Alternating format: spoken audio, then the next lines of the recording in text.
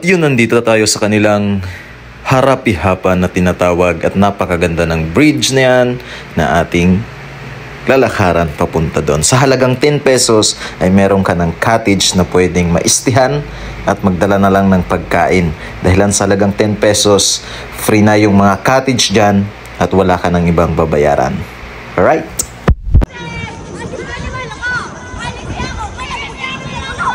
Diba?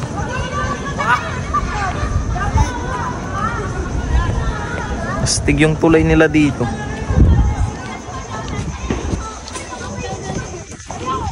At sa aming pagpunta dyan ay meron kami napansin napakaraming mga kabataan ang nagtatambay dyan dahil sa napakamurang entrance.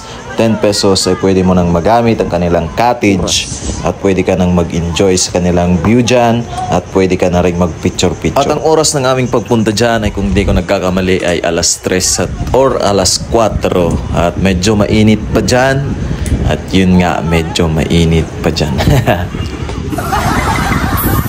At ang lugar na to pala ay sa may Oras sa Eastern Samar at first time ko din makapunta dito sa kanilang lugar. At kung may nakakakita man ng videong to, please follow and subscribe.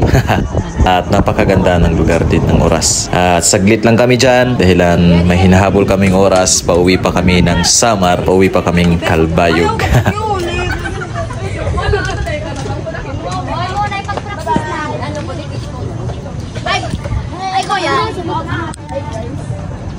Hello. Hi! Hi! At yun, yung mga bata ay nag-hi at sabi nila, hi, hi, hi.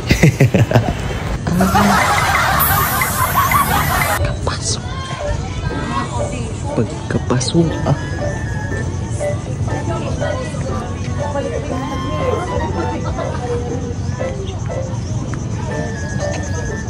Hanggang dito lang. Hanggang dito lang. At hanggang dyan lang banda ang ating pwedeng madaanan.